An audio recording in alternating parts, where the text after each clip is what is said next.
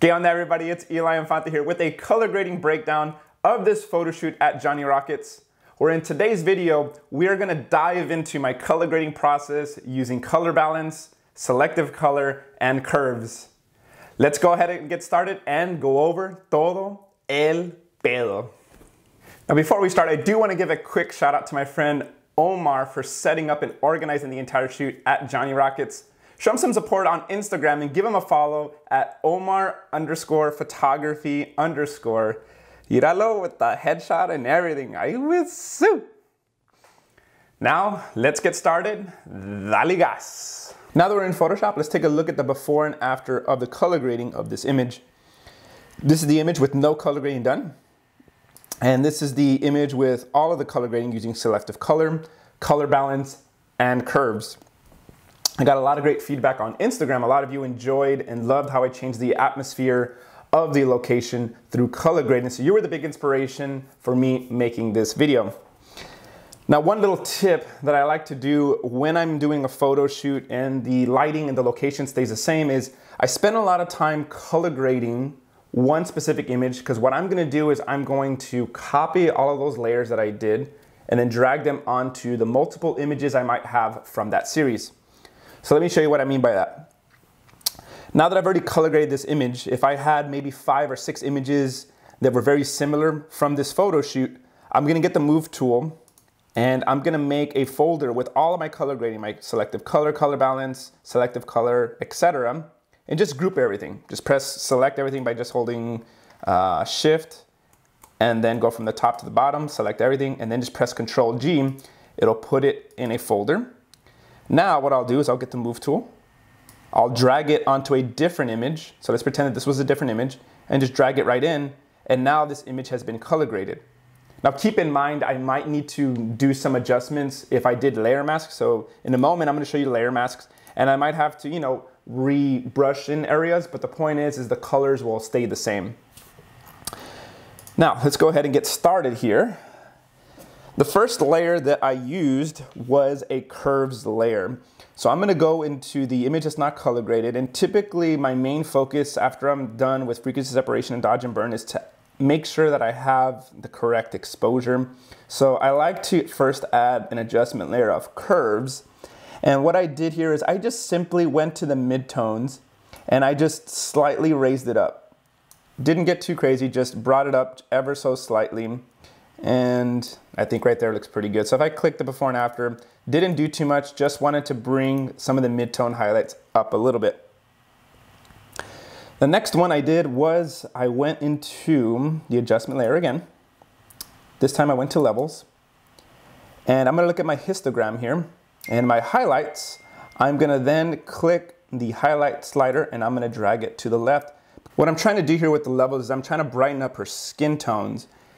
But what you'll notice is when I do that, the overall image then gets brighter.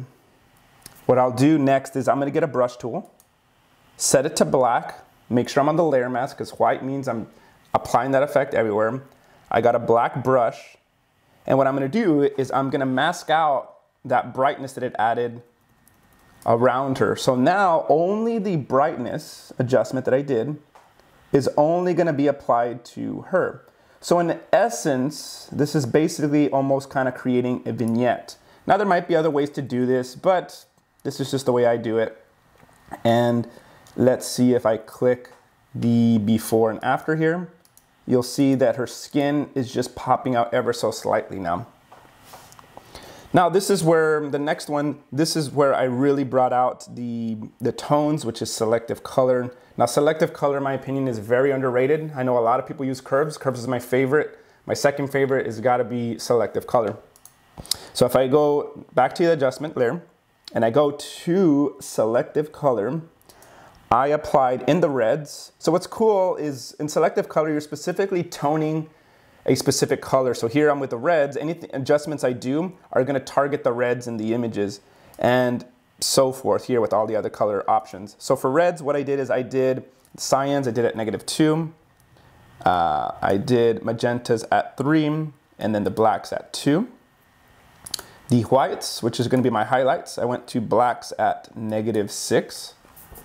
And then I went into neutrals and I did -4, 1, 1, and +1 again. So that's what I did for this layer. And let me click the before and after, and there you go. This is where I kind of slightly brought out the red tones in the image here. Now I'm gonna be adding some more layers. It's gonna kind of show you a little bit more. The next thing I did is I added a brown gradient map. So for the brown gradient map, I don't remember which one I specifically used. So what I'm gonna do is I'm just gonna go to my color grading here, and I'm just gonna go to gradient map, and I'm just gonna grab and then select it over here and then bring it in. There we go. All right, so the brown gradient map, if you wanna see what it looks like this here. So this is what I used, and I wanted kind of these brown tones to kind of darken up the image. So the reason why I use this one, so let's kind of look at this one very carefully.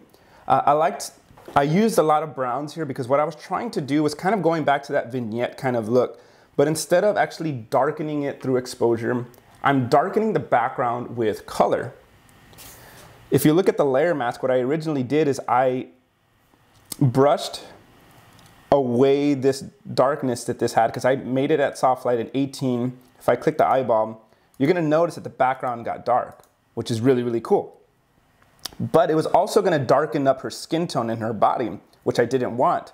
So what I did is I got the brush set to black and I erased it specifically on her because the key thing is the brightest area that's where our eyes are gonna go to. So keep the bright levels on her, darken up everything else, and now our attention is gonna go straight to her. So that's what I did with this color. I used it as like a color dark tone to darken up the background. Then the next one, I'm just gonna grab these layers now, guys, because I feel like it's gonna take too long. We're gonna get the color balance, and I'll show you the adjustments that I made on this one. So for color balance, what I did is I went to midtones at red. I did go into the shadows. And if you've seen my other videos, I love making the shadows, increasing the blue, so I went to +3 here. And then my highlights, I went to -1. Now, again, when I made this adjustment, I used a layer mask again, and I got the brush set to black, and I erased it from her body because if I didn't do that, let me show you a mistake here. So as you're doing your toning, guys, I'm gonna exaggerate here. And let me show you, like let's say I wanted it toned like that.